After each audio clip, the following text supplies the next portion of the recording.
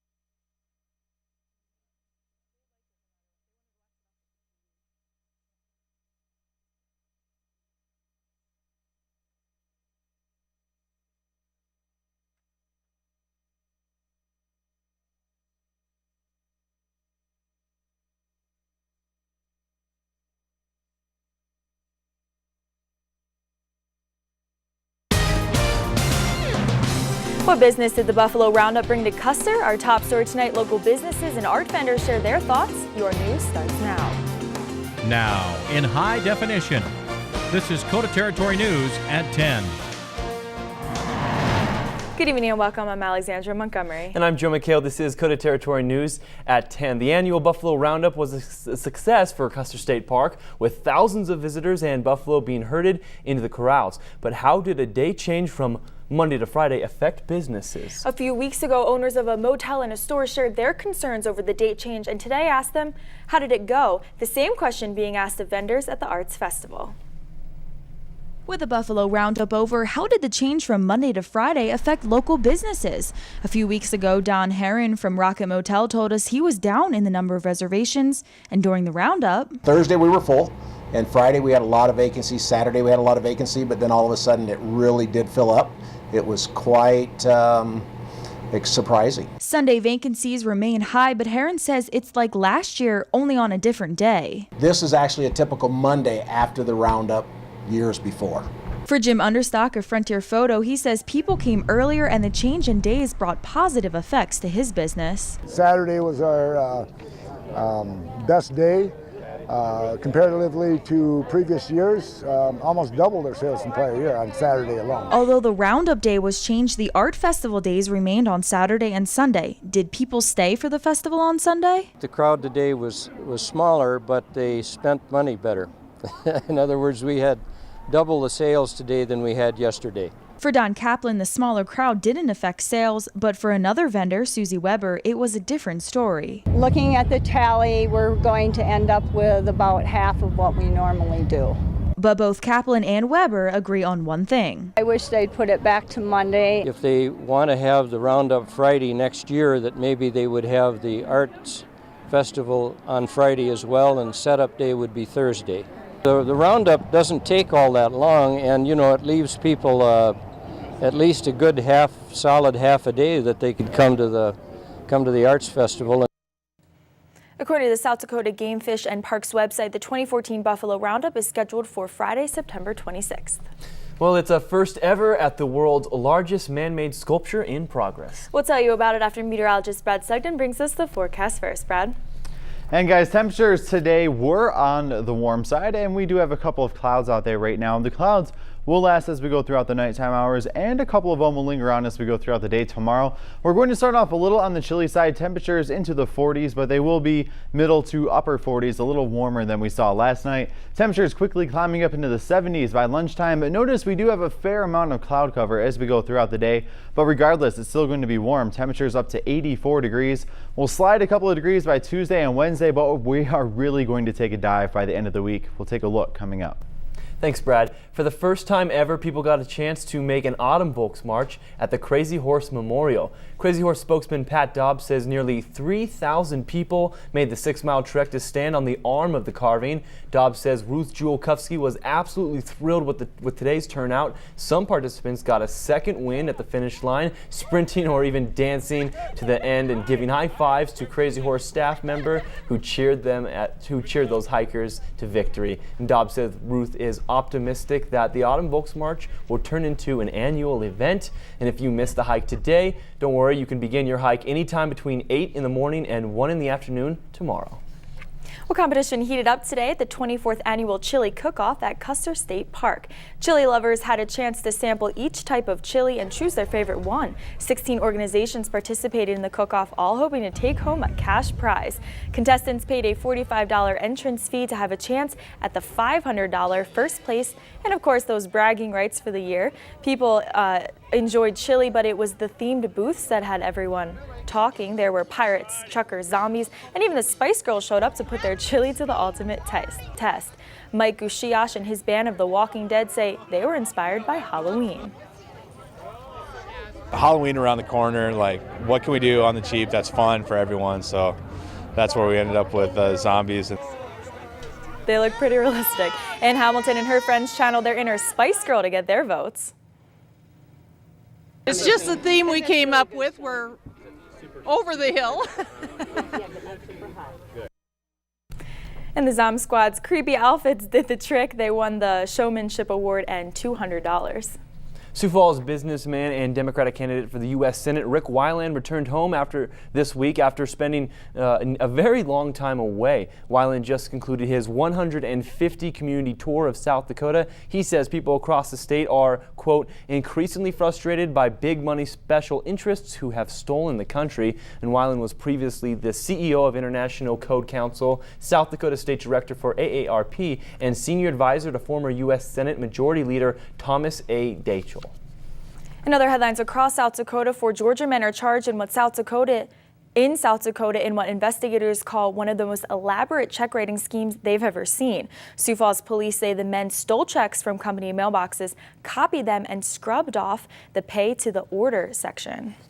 Thousands of runners wearing pink gathered in Sioux Falls today in support of an organization trying to find a cure for breast cancer. South Dakota's Susan G. Komen Race for the Cure Executive Director Mary Colesrud says last year's race in Vermillion raised $74,000 for the foundation, and this year's goal was $100,000. And lastly, a movie written and directed by a peer man was a feature film in this weekend's South Dakota Festival in Aberdeen. Dust of War features many South Dakotans as actors in a story about the post-apocalyptic American frontier where a lone soldier fends off a brutal warmonger to rescue a girl fated as the savior of humanity. A government shutdown seems all but certain. The question now, how long might it last? Republicans and Democrats are at a standoff and digging in their heels tonight. We cover the world next.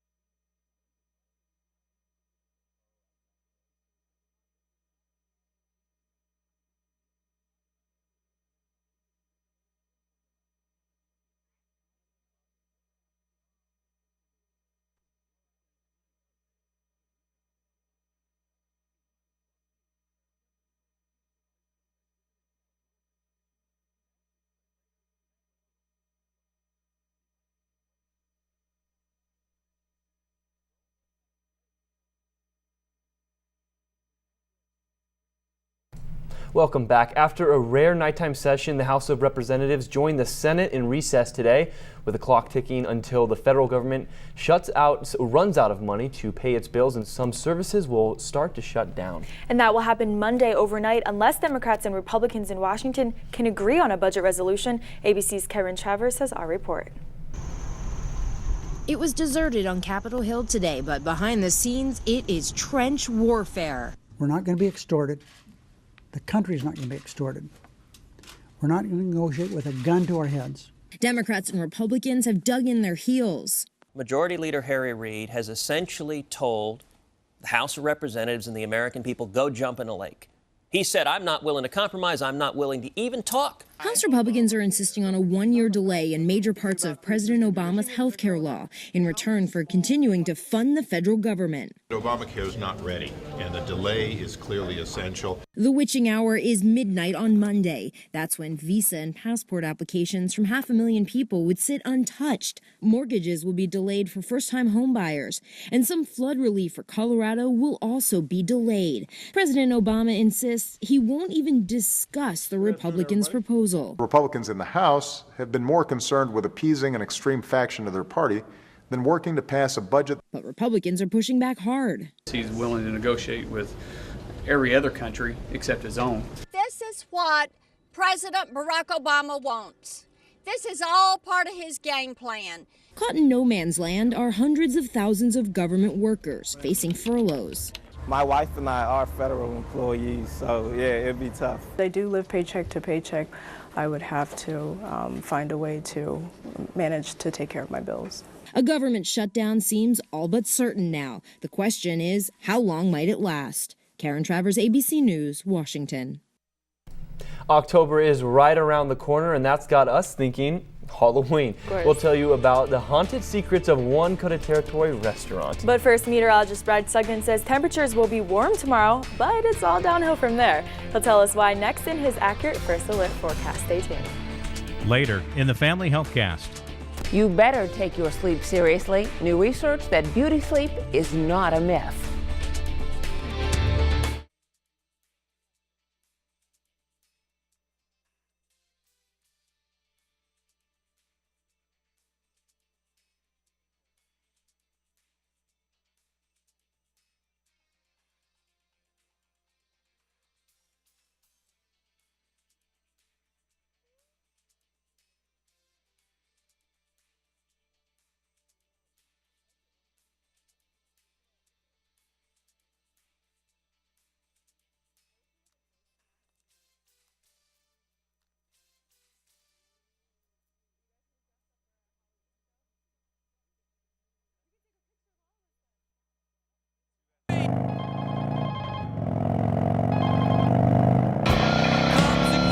Built by all of us, for all of us.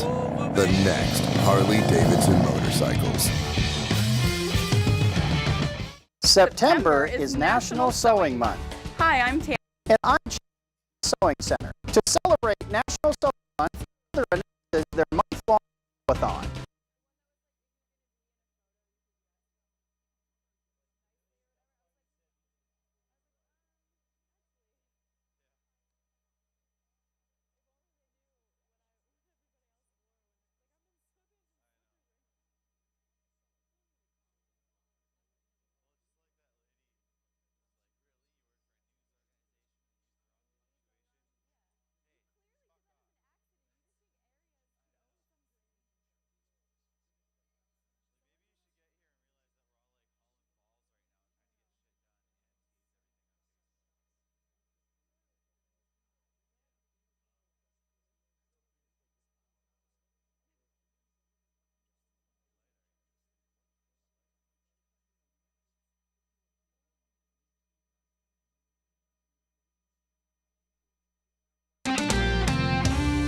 Now, the First Alert forecast. Weather coverage you can count on from meteorologist Brad Sugden.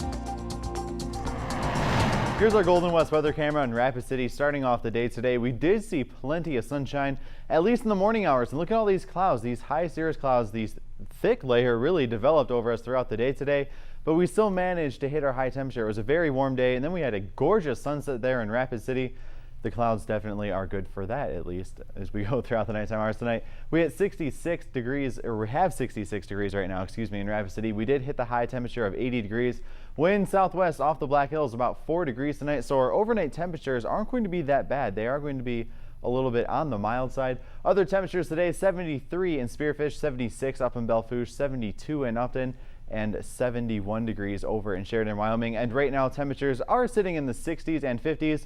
Notice as we go around the immediate edge of the Black Hills where those winds are coming down, temperatures are definitely much warmer. Now let's look at our forecast first. You'll see that tomorrow temperatures are going to be on the warm side, 84 in Rapid City, 86 in Scottsbluff, but Sheridan, this drier cold front is going to make its way on through, and temperatures for you are only going to hit 70 degrees as we go throughout tomorrow afternoon. And there will be a good amount of wind in Wyoming as well as we go throughout the day. Now, we are going to see some slightly cooler temperatures as we go into Tuesday and Wednesday, but the strong storm system, really the strength of it, will arrive as we go throughout Thursday and Friday, and temperatures are really going to start heading down. This picture was taken this morning from Terry Whitmer looking at the bighorns, snow-covered bighorns. It is getting to be that time of the year where this is going to be a common sight, probably until May or June of next year. The bighorns are snow-covered, and they are looking to stay that way. Some more cool air and possibly snow is coming in for them. And this picture is sent in from Jim Szynski. This is a gorgeous sunset over Mount Rushmore. Look at these reds and oranges. It is just a beautiful picture. That was actually from Friday night.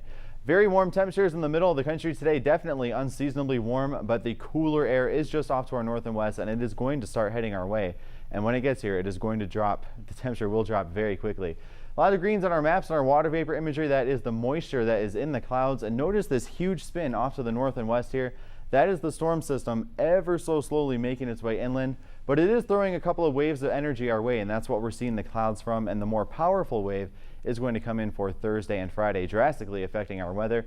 Looking at the satellite and water vapor, you can see those clouds. The showers are holding off to the west, mainly over the Pacific Northwest. Look at this onslaught of rain for Washington and Oregon. They are getting 3 to 6 more inches on top of all the rain they've already seen, so definitely a soggy scenario for them. But we're just seeing a lot of cloud cover come in from that as the jet stream is pretty much going right over us. Temperatures today, middle 80s as we get out into the plains, but like I said, we're cooling off nicely into the 50s and 60s. The winds are a little on the lighter side now, but we will see breezing conditions in South Dakota and Nebraska and downright windy conditions in Wyoming as we go throughout the day tomorrow. And actually, there are high wind warnings in effect just south of our viewing area, but that doesn't mean the wind isn't going to be blowing. It is going to be strong. Cold front number 1, the dry cold front making its way on through, dropping our temperatures by a couple of degrees for Tuesday and Wednesday, but the cold front behind it, that's the one that we're watching coming in by the end of the week. Here's how it looks in your local forecast.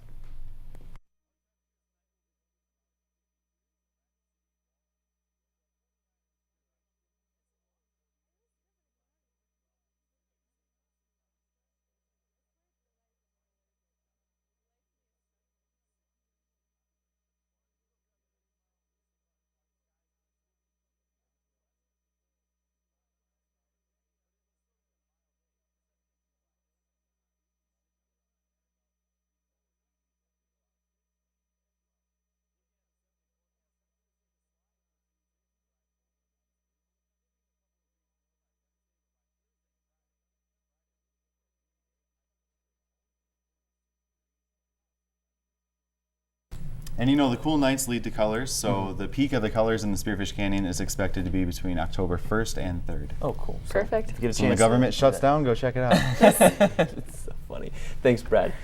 Are you searching for the fountain of youth? Next in the Family Health Cast, Helene tells us it may be much closer than you think.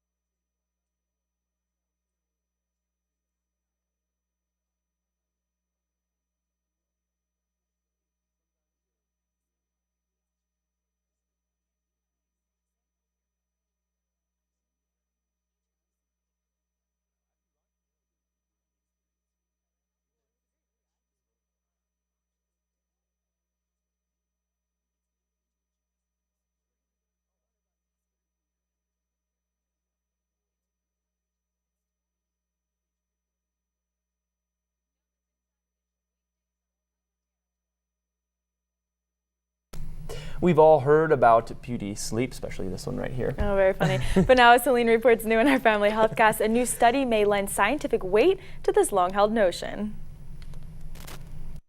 Expensive creams, Botox. Many of us go to great lengths to look a bit younger. And now a new study tells us that the real fountain of youth may be as close as our pillows. Researchers at the University of Michigan took 20 people with sleep apnea, a breathing problem known to disrupt sleep. They took pictures of these people before several months of apnea treatment, and again, once they helped these subjects sleep better. They showed these photos to a panel of judges, and overwhelmingly the judges said that those who were sleeping better looked better. Even a computer analysis reveals these subjects had less puffiness and redness in their faces and looked more youthful when they got enough sleep. The researchers say they hope that the study will give extra incentive for sleep apnea patients to stick with the treatment. Turns out the beauty sleep may be more than just a saying. Our Health Focus report, a new therapy for prostate cancer.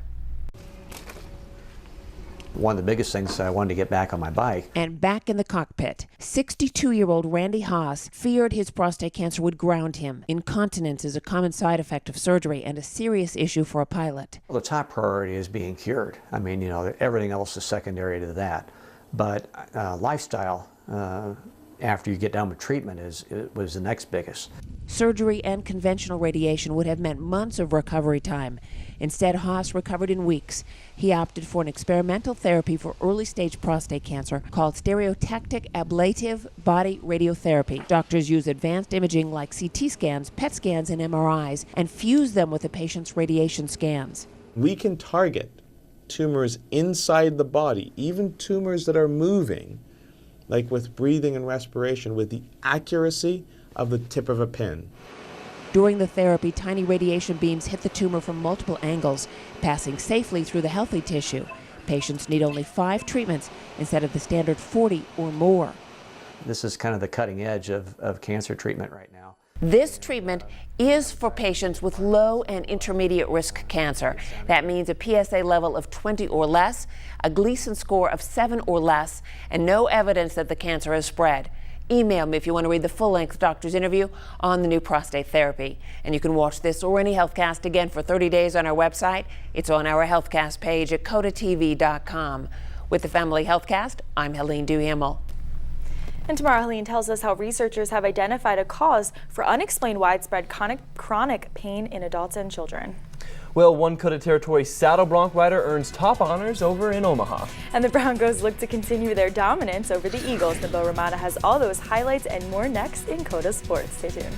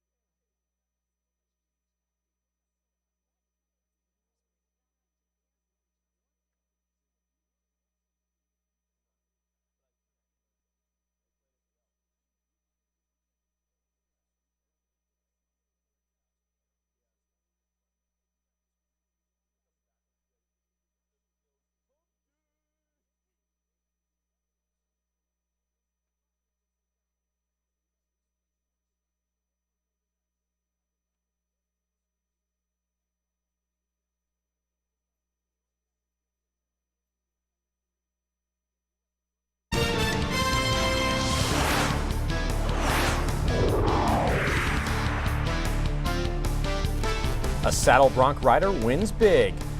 Good evening, everybody. Some really exciting NFL games going on today, especially if you're a Vikings fan. And one Coda Territory Saddle Bronc rider can relate to the Denver Broncos in the way that he's dominating his sport. So let's get right into it. Chad Furley from Ulrich, South Dakota, won Pro Rodeo's Justin Boots Championship in Omaha, Nebraska over the weekend, earning more than $14,000 in the process. The 2006 World Champion Saddle Bronc rider was the top man out in the first round at Omaha, scoring 84 points on a horse called Painted Canyon. Congrats to him, and here's what he had to say on the ride and about the win. That horse kind of stayed close, you know, and got in the air a little bit, and he was really just a fun horse to ride. Yeah, I'm feeling good so far, you know. If I can keep drawing horses like that, I guess whatever happens, happens. I'm not too worried about it. I love coming out here and having fun. Peyton Manning and the Broncos hope to stay undefeated against the Philadelphia Eagles. First quarter, no score. Broncos threatening. Manning completes it to Wes Welker, who gets the touchdown. Broncos up 7-0, and the beatdown begins. Third quarter, Broncos lead 21-13. First and goal, Manning throws it to the corner of the end zone for Demaryius Thomas, who catches it for the touchdown. Now 28-13. Next drive, Manning completes it to Welker for the touchdown. Manning's fourth pass of the game, a fantasy football owner's jackpot with Manning. Manning has 16 passing touchdowns on the season, the most through the first 4 NFL games in history. And the Broncos continue their dominance with a 52-20 victory. We scored in the red area. We held them to field goals on 2, solid drives. And anytime you play an explosive team like that, that's critical. And we were able to survive the second half. And then, I thought our guys adjusted very well in the second half. A good team that we played. We felt really motivated to score points against these guys. I mean, you saw their offense. They are capable of scoring points. Our defense did a heck of a job answering their challenge, but we were motivated to be on top of our game offensively, score points, touchdowns, and not field goals, and I thought we did that today. So. The Steelers and Vikings traveling across the pond to London today. Second quarter, Vikings up 10-7. Adrian Peterson with the handoff. He makes a move there, breaks through a couple of tackles before he takes it 60 yards to the house. Vikings lead 17-7, and this guy can't be stopped. Third quarter now, Vikings up 20-17, and Mr. Peterson once again gets the call. This time, let's give the linemen some love as they make a huge hole for Peterson as he walks in. Fourth quarter, Steelers looking to tie or win if they get this, but the Vikings D makes a statement with a fumble and fumble recovery. Vikings with a big stop, and with that, they get the 34-27 win. The Rockies will end their season with a win today as they defeat the LA Dodgers 2-1, and they win the 3-game series. Not the best season, but a nice way to send off Rockies legend Todd Helton in his final game. The Twins, on the other hand, end their season with a 5-1 loss to Cleveland. They would get swept in the series, which would put them on a 6-game losing streak. They finished the year with a 66-96 record. Some late scores from last night. The St. Thomas More girls tennis team beat Pierre 9-0 and Aberdeen Central 5-4, and Pine Ridge beat Eagle Butte in volleyball 3-0. And it's kind of getting late out here. I hope you got some beauty sleep over there, Alexandra. Not yet, but I will. Thank you for being concerned about that, though. I appreciate it. That's the best you got for him? Really? He clearly doesn't have any. Is that good? Oh. Yeah, that's good. Thanks, Nabil. Yep. It's not Halloween for another month, but are the ghosts lurking about in Coda territory? We joined paranormal investigators last night to find out if this restaurant is haunted.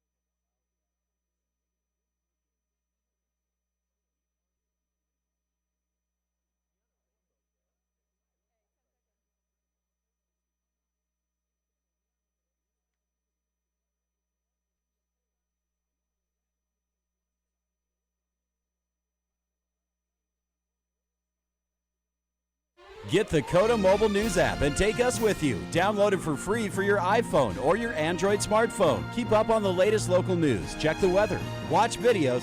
That's coverage you can count on. Get more information at KOTA-TV.com.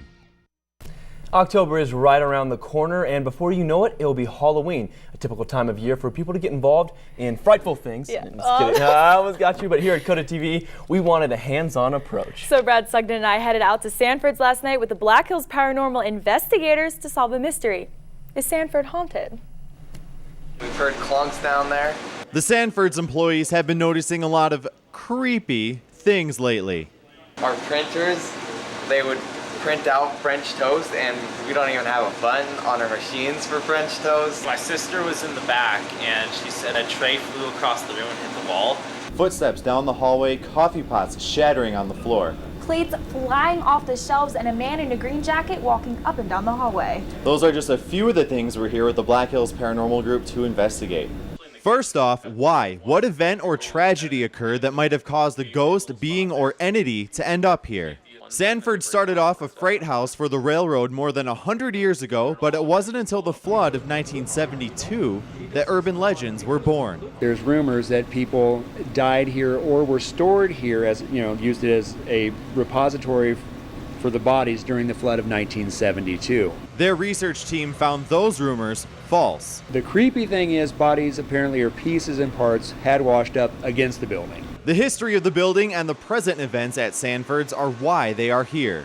But they don't just come and listen, they use technology. IR cameras, EMF detectors, K2s, audio, the video and stuff that you've seen us setting up already. IR meaning night vision, and thermal cameras that show body heat or the cool temperatures often displayed by spirits. We're using this device to amplify anything that is usually too quiet for you to hear on your own. Once set up, it was time to ask, if there's anybody down here with us, can you make a noise, knock on a wall or a board, or move something for us, please? Listen, and wait. Can you nod like that on that if you're in here with us? We investigated the kitchen, where a majority of the activity was described, but we also went to the basement and the bar. Dear God. Oh my God. I'm sorry. No, not the sound. I just got terrified. Really creepy. Well, right as we were packing up, some members of the team said a menu flew across the room, and they even say more activity happened after that, and they will review all their footage and then present their findings to Sanford's in about 2 weeks' time, and we'll have the results next time. So Brad, what do you think? It was definitely an experience. That place is It was creepy down there. I want to be there by myself, that's for sure. How were you guys? Was it pretty freaky? I mean, pretty freaky. When they turn off all the lights and seriously, when you're listening, you can hear so much more than you ever thought you could. Well, it didn't help that all the figurines everywhere. Oh yeah, all those clown. with the dummies and the. Right. Oh, it was well, we're awful. looking forward to what they find, and when you two, or maybe I'll come along, we'll do the follow-up. I mean, you definitely, it's an experience. Yeah, it was awesome. And Brad, let's get to the weather wrap. Yeah, a quick look at our 7-day forecast. Actually, we do have a couple of mild days ahead of us, but notice we are going on a downward slide, especially Thursday and Fridays. That bulk of that energy gets here Friday. Look at that, Joe and Alexandra. Windy with temperatures only in the middle 40s for highs. It's going to be chilly. Thanks, Brad. For coverage you can count on 24/7, visit our website at KOTA-TV.com. And our first team salute comes from people enjoying the Arts Festival in Custer State Park. Thanks for watching and have a great night.